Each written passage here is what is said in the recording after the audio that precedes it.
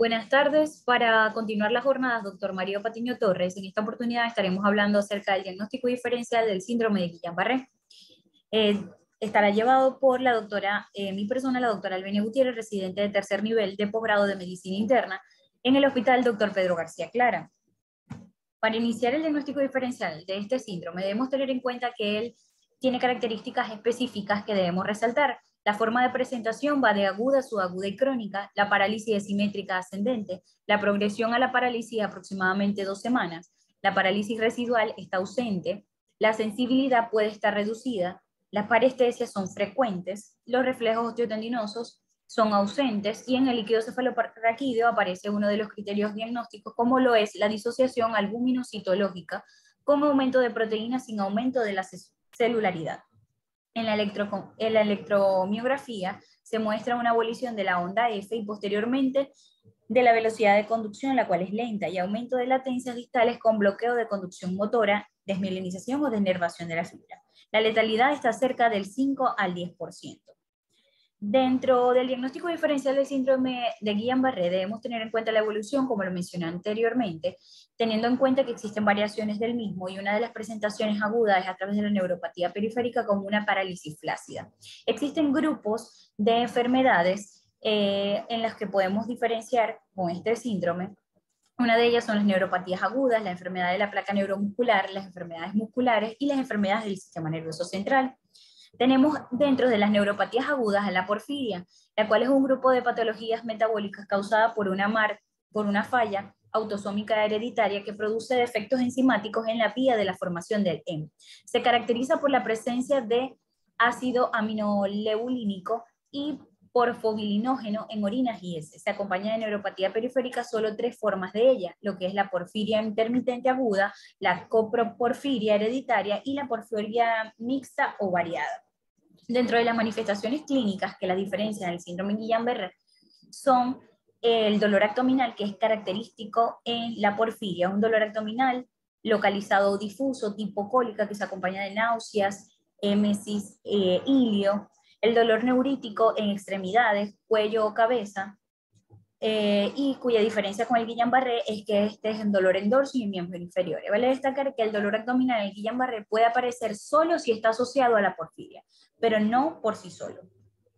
Dentro de la sensibilidad pueden estar afectados, puede presentarse también hipoestesias, enguante en bota y parestesias. Puede comprometer pares craneales, pueden haber manifestaciones urinarias y en el Guillain-Barré solo hay disfunción vesical. Los reflejos en ambos están disminuidos o ausentes.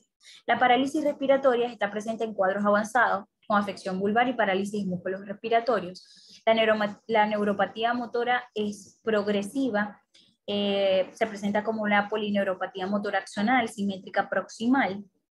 Inicialmente hay debilidad en los músculos más proximales de manera súbita, por lo general se presenta como una parálisis ascendente. Los músculos faciales se ven afectados un 50%. Hay síntomas psiquiátricos, hay presencia de convulsiones, disautonomías, que son frecuentes en ambos cuadros. La hiponatremia está presente como consecuencia de un síndrome inadecuado de hormona antidiurética, y en los dos hay antecedentes previos que nos hacen sospechar de algunas de las dos patologías, antecedentes familiares de enfermedad por ser hereditario en la porfiria y la presencia de desencadenantes típicos en el Guillain-Barré como los infecciosos. En el paraclínico, 2 características bastante importantes que nos hacen diferenciarles es la presencia del ácido aminolebulínico y el porfobilinógeno en orina para la porfiria, y la exposición a orina a la luz solar, que cambia de coloración, se torna con color oscuro en la porfiria, que no se ve en Guillain-Barré. En el líquido cefalorraquídeo puede existir en la porfiria la disociación albuminocitológica, mientras que en el Guillain-Barré a partir de la primera semana es característico. La electromiografía muestra una neuropatía aguda sensitiva motora de carácter axonal. En los dos pueden haber hiponatremias, la CPK está elevada en la porfiria, la creatinina infosfoquinasa, y la presencia de anticuerpos se pueden identificar en el Guillain-Barré, los anticuerpos antigangliósidos, mientras que en la porfiria no se evidencia. La polineuropatía del paciente crítico es una neuropatía sensitivo-motora axonal aguda, en la que también debemos sospechar en un paciente que inicie una parálisis. Esta aparece durante el tratamiento de pacientes severamente enfermos, remite espontáneamente una vez que la condición crítica se ha resuelto y el curso es monofásico y autolimitado. ¿Cómo lo diferenciamos del síndrome de Guillain-Barré? Esta se presenta de forma aguda en las primeras 72 horas de la sepsis o falla multiorgánica. Afecta, no hay presencia de fiebre, la distribución es proximal, bilateral, simétrica, la progresión a la parálisis es de aproximadamente una semana, la parálisis residual se ve en los casos graves. Las parestesias son frecuentes. Los reflejos osteotendinosos disminuidos o ausentes en algunos de los casos están normales o aumentados si se asocia a una patología central. El líquido cefalorraquídeo es normal a diferencia del Guillain-Barré y la electromiografía muestra una reducción de amplitud sensitiva y motora relativa a preservación de las velocidades de conducción y latencias distales. La mortalidad es aproximadamente 10%. Otro de los diagnósticos diferenciales del síndrome de Guillain-Barré es la difteria, la cual es una infección aguda faríngea cutánea causada principalmente por cepas toxigénicas de Corynebacterium diphtheria y los síntomas pueden ir de infecciones no específicas de la piel, faringitis pseudomembranosa y daños del tejido nervioso. Dentro de las diferencias con el síndrome de Guillain-Barré tenemos que esta es subaguda, hay fiebre al inicio de la parálisis, afectación de panis craneales, una parálisis pulvar, hay progresión a la parálisis de 2 a 3 semanas, la parálisis residual está ausente, los reflejos osteotendinosos están disminuidos y un aumento de las proteínas con recuento de células normales. Y hay bloqueo de conducción motora. Dentro de la neuropatía tóxica, que es otro de los diagnósticos diferenciales, esta debemos tener en cuenta que se caracteriza por ser un daño axonal difuso y hay afectación de axones sensitivos mucho más frecuentes que los motores. Y esta se presenta como consecuencia a múltiples factores asociados a la exposición ambiental, medicación, comorbilidades y efectos adversos de variados tratamientos a que son sometidos estos pacientes. Su incidencia es de 2 al 4% y es importante tener en cuenta los múltiples factores de riesgo para que un paciente pueda presentarla. Dentro de las múltiples sustancias a las que puede estar asociado esta neuropatía tenemos antibióticos, principalmente la nitrofurantoína y el metronidazol, cardiovascular la miodarona, quimioterápicos, la bicristina, los inmunosupresores, la cloroquina, el tacrolimus, metales pesados como el plomo, los organofosforados, y esto muestra una afectación principalmente sensitiva, asociado a síntomas con afectación autonómica.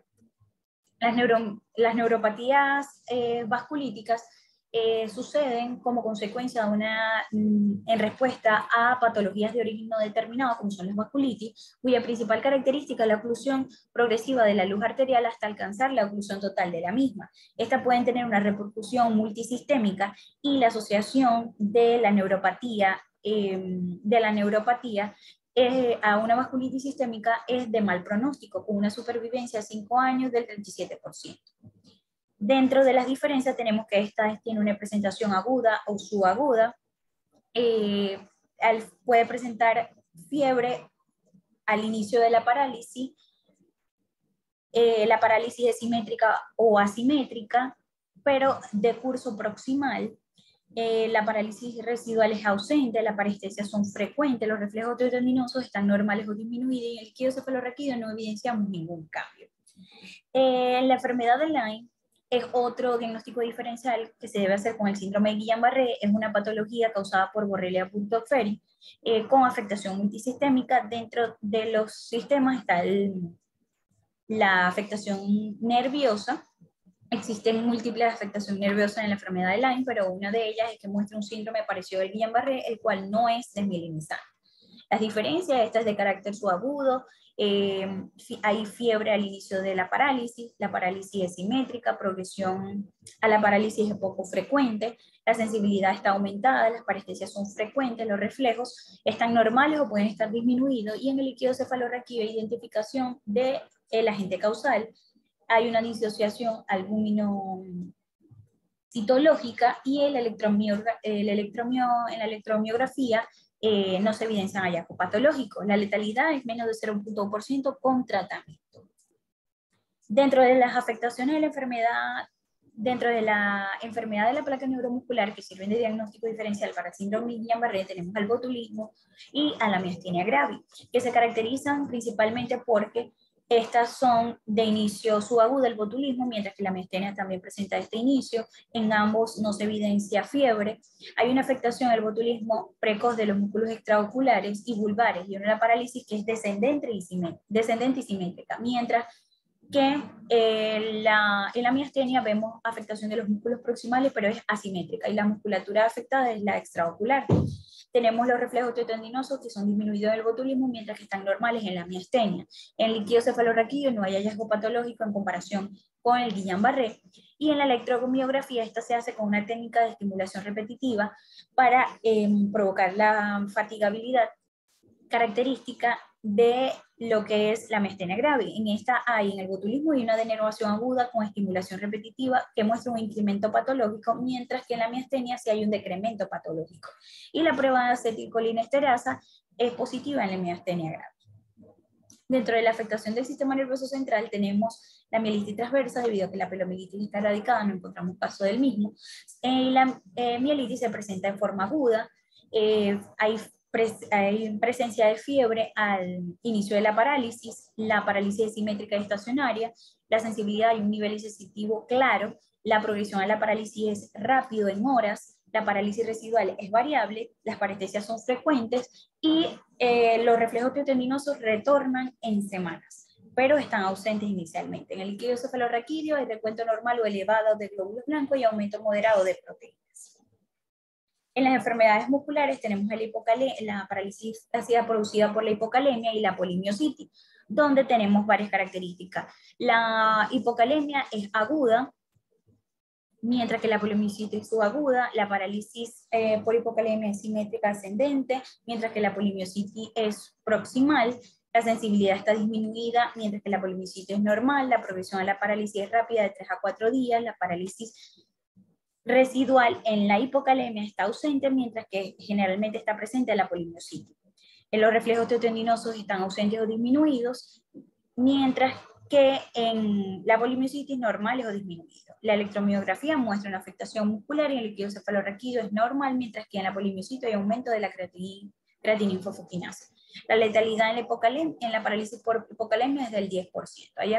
Ahí debemos tener en cuenta la relación y hacer el diagnóstico diferencial con el Guillain-Barré con diabetes, cuando se produce la polineuropatía diabética distal, que esta es característica que es puede tener una presentación aguda, subaguda y crónica, simétrica ascendente, tiene una distribución en cuanto a la afectación de la sensibilidad en guante y calcetín, las parestesias son frecuentes, los reflejos pueden estar ausentes o disminuidos, la electromiografía en el líquido cefalorraquídeo no hay hallazgo patológico. Como ven, existen cuadros que son bastante característicos, el síndrome de Guillain-Barré predominantemente motor y sensitivo motor, las vasculitis son de predominantemente sensitivo-motoras, la diabetes vamos a ver afectación sensitivo-motora y predominio sensitivo, en las drogas vamos a ver la afectación, la neuropatía tóxica, sensitivo-motora y principalmente sensitivo, en la porfiria vamos a ver predominio de la afectación motora, en la difteria sensitivo-motora principalmente, y en la del paciente de cuidado crítico principalmente motora. ¿Cuándo dudar del diagnóstico del síndrome Guillain-Barré?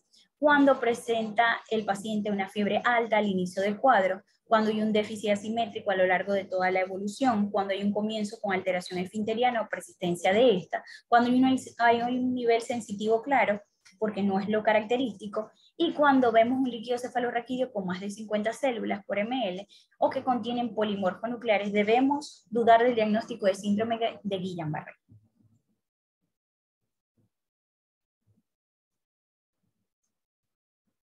Por su atención, muchas gracias.